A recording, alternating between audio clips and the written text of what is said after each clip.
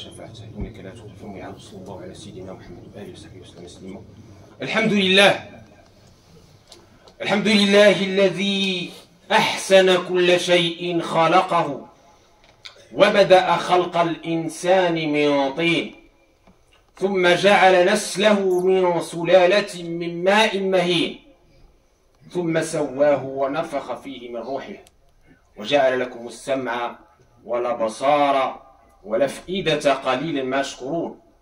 الحمد لله الذي أسبغ علينا نعمه ظاهرة وباطنة، ومن أعظم نعمائه نعمة الأمن والأمان ونعمة الإيمان من فضل بعثة النبي العدنان رحمة للأنام عليه أفضل الصلاة والسلام وعلى آله الأطهار وصحابته الأبرار خصوصا منهم المهاجرين والأنصار تابعين وتابعين بإحسان إلى يوم الدين. أما بعد، عباد الله، يقول عز من قائل: واعبدوا الله ولا تشركوا به شيئا وبالوالدين إحسانا وبذي القربى واليتامى والمساكين والجار ذي القربى والجار الجنب والصاحب بالجنب وبني السبيل وما ملكت إيمانكم إن الله لا يحب من كان مختالا فخورا. Mes chers frères, mes chères sœurs, Allah tabaraka wa ta'ala dans le Coran nous ordonne la bienfaisance, la bienveillance, la bonne parole avec toutes les créatures, bien sûr.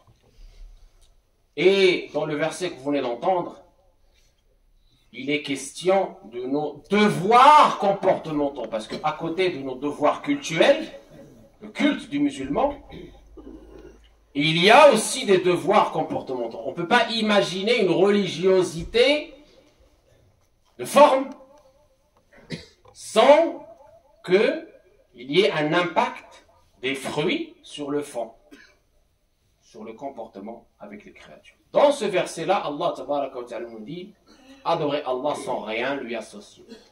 Ensuite, il nous parle des deux géniteurs, la bienveillance et la bienfaisance envers les deux géniteurs. Et ensuite, il nous parle des pauvres, des démunis.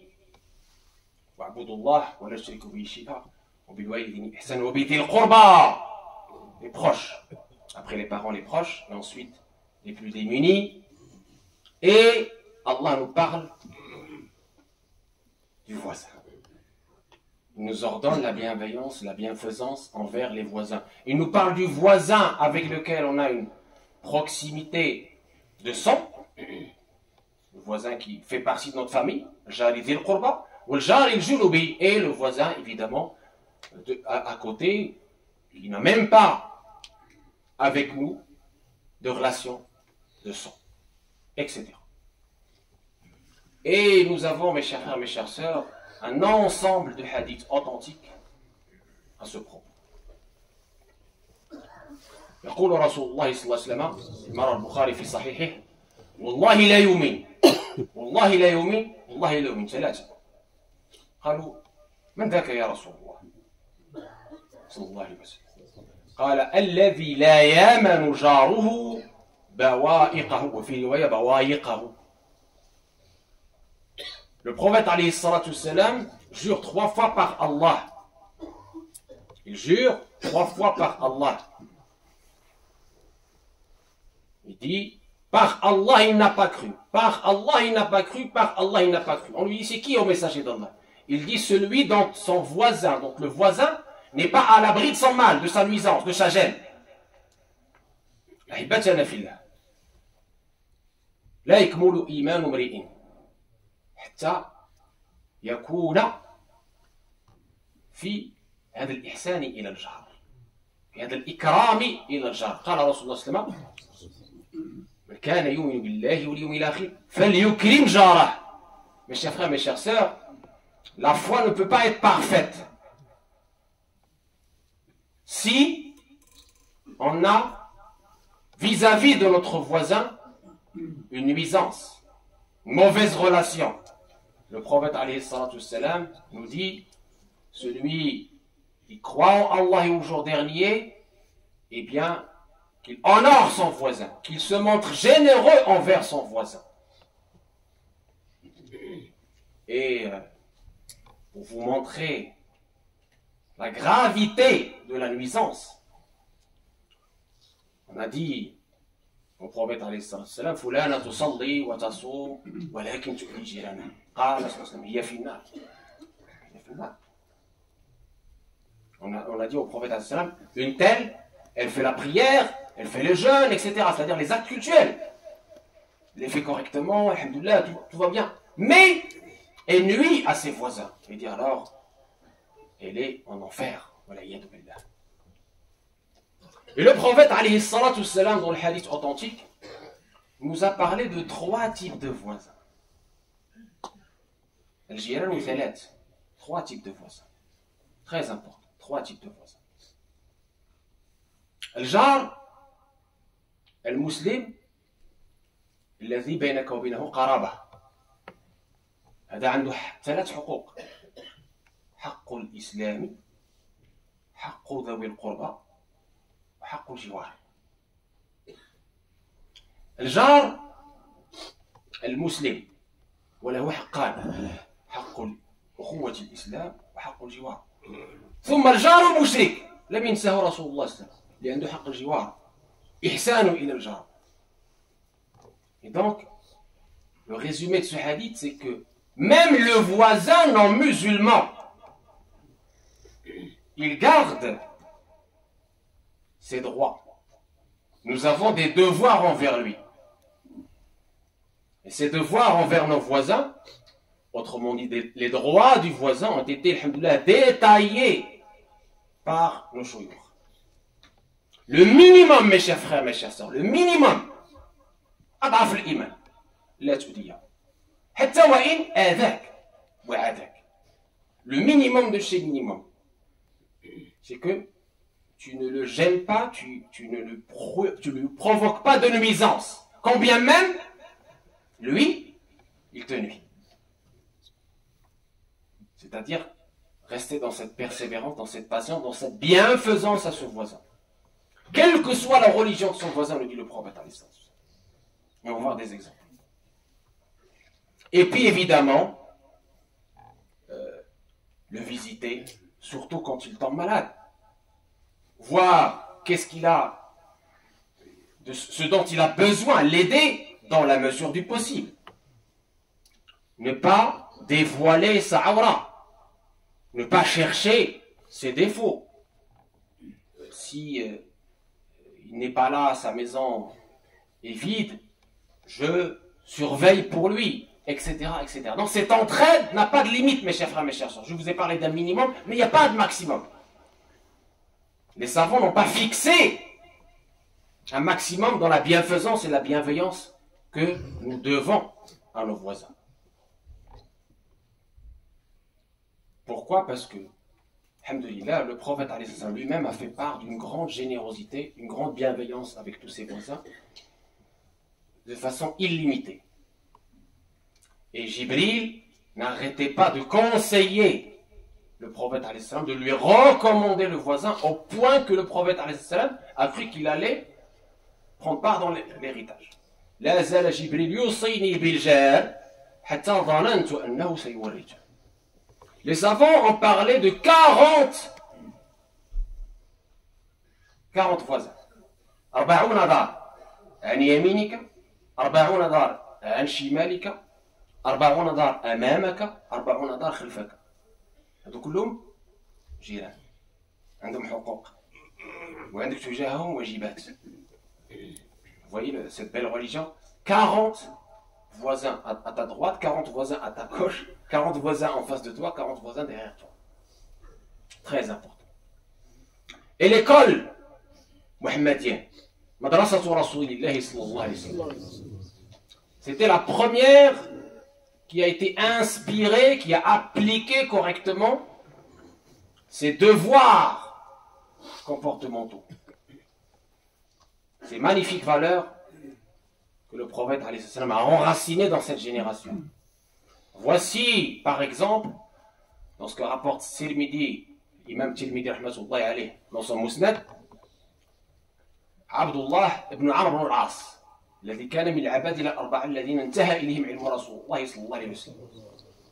Abdullah ibn Amr ibn al-As, c'était parmi les 4 Abdullah, on a déjà détaillé leur importance, qui ont transmis la science prophétique aux 7 fuqaha de Médine. Et bien Abdullah ibn Amr ibn al-As, un élève modèle de cette école du prophète alayhi salatu wassalam, son entourage disait, quand il sacrifiait chat, quand il sacrifiait brebis, un million, n'importe, la première chose qu'il faisait, il donne d'abord à son voisin qui était juif.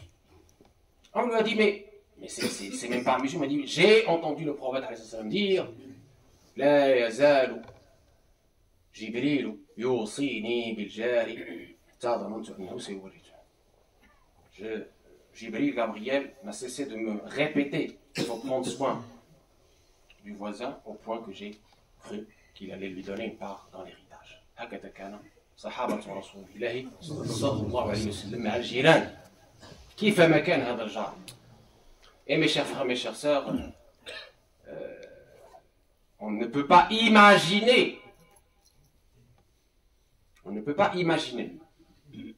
à cette époque, je parle de cette époque, aujourd'hui, on peut tout imaginer malheureusement, que quelqu'un qui avait, alhamdoulilah, un repas avec une fumée, qui arrivait au voisin, sans que la première chose que fait ce voisin, c'est donner de ce repas à ce voisin. Parce qu'il dit, il a peut-être des enfants, il est blessé, ne peut pas manger à sa faim, il a peut-être un problème. Donc il part d'abord vers son voisin, lui donner une part avant de donner à ses propres enfants. C'était comme ça qu'il faisait.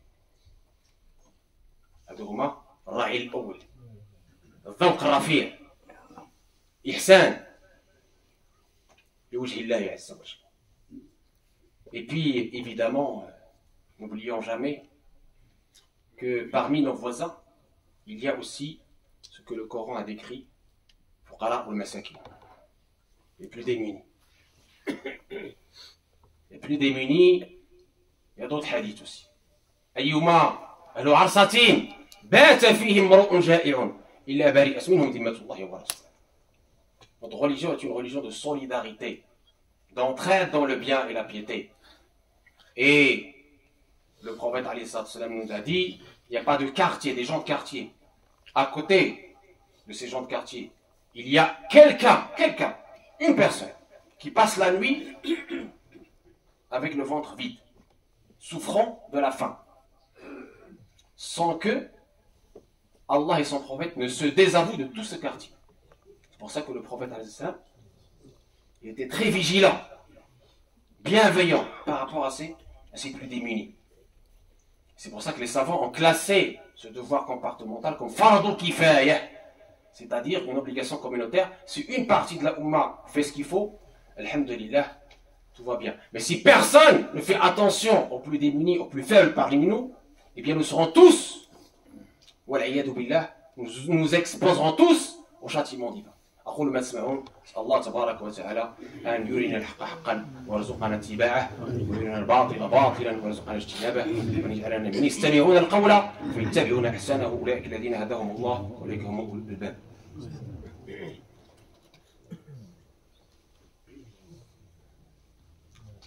الحمد لله الواحد بلا عدد الحمد لله رافع السماء بلا عمد الحمد لله لم يولد ولم يلد الصلاة والسلام على المبعوث بالرشد وآله وصحبه المهتدي. أحبتنا في الله،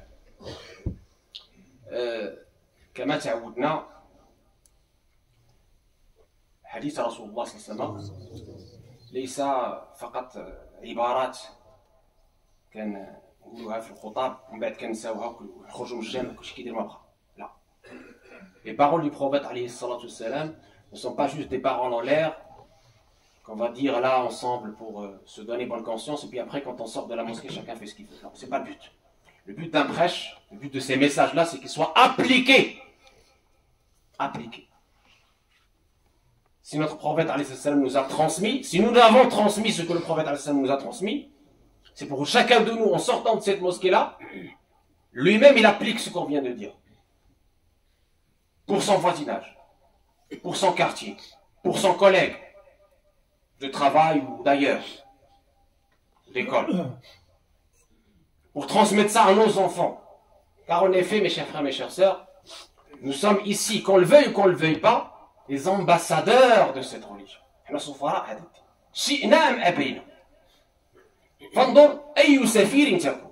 Alors à toi de voir, tu es quel ambassadeur? Très important. C'est toi qui vois. Qu'est-ce que tu décides, mon frère, ma soeur? Qu'est-ce que vous décidez? Réfléchissez. Tu décides d'être l'ambassadeur de la beauté du prophète, les valeurs du prophète, ou tu décides de rebuter les gens de la voie d'Allah et d'être jugé sévèrement auprès d'Allah parce que tu as sali l'image du prophète par ton comportement. Si je dis ça, c'est parce que j'aime le bien pour vous, comme je l'aime pour moi-même. C'est la qualité du croyant. Nul n'est véritablement croyant s'il n'aime pas pour son prochain ce qu'il aime pour lui-même. Les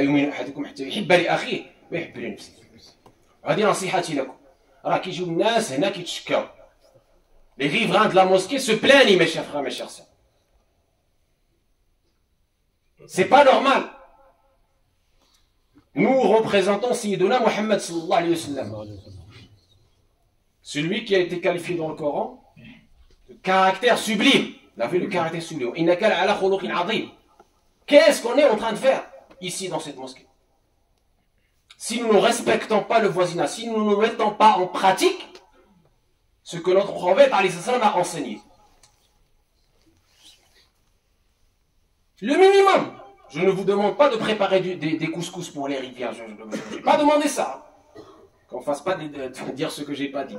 Je ne vous ai pas demandé de préparer de la nourriture pour nos voisins ou d'aller leur rendre visite. Même pas. Juste, en sortant de Salat al-Isha, le silence.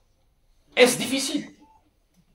Est-ce difficile? Pourtant, après Salat al-Isha et après Tarawih au Ramadan, tous les voisins se plaignent. Il y a le malade.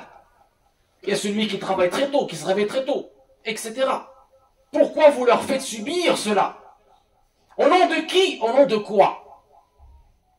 Et je ne vous parle même pas des voitures et des motos garées à côté des portes des gens, à côté des garages des gens, qui nuisent, qui gênent la circulation, qui gênent des gens. La dernière fois, un de nos voisins avait sa fille qu'il devait ramener à l'hôpital rapidement, en urgence.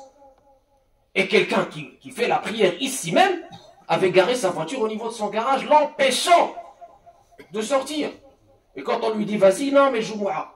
De quel Jumu'ah tu me parles? Tu as enfreint les ordres d'Allah, tabaraka wa ta'ala, et tu viens faire Jumu'ah. Comment tu peux te permettre une telle religiosité? Un tel écart? Une telle schizophrénie dans le comportement? Si on est des gens qui prient Allah, il faut qu'on soit dans le comportement de ceux que Allah, tabaraka wa ta'ala, aime. Et Allah aime les bienfaisants. Donc en sortant de cette mosquée-là, s'il vous plaît, barakallahu fikum, mettons en pratique ce qu'on vient de dire. Wallahi la yumin, wallahi la yumin, wallahi la yumin, ماذاك يا رسول الله من لا يامن الذي لا يأمن جاره بوائقه. Donc, pour sauvegarder notre foi, c'est pour notre bien, pour que notre foi reste une foi parfaite, Inch'Allah, pour que cette prière-là, bi'idnillah, me soit bénéfique, il faut que cette prière, l'école de la prière, ait un impact sur le comportement qui est positif. Les fruits de notre culte doivent se voir à l'extérieur quand on sort de cette mosquée. Eh bien, faisons attention à nos voisins, faisons attention aux riverains, garons nos voitures loin et faisons l'effort de venir un petit peu à pied. On récoltera le succès, on récoltera les hasanat de la marche. Je le mouchki. Et faisons même du covoiturage, et même si on n'habite pas loin, venons à pied, Inch'Allah. C'est encore meilleur auprès d'Allah.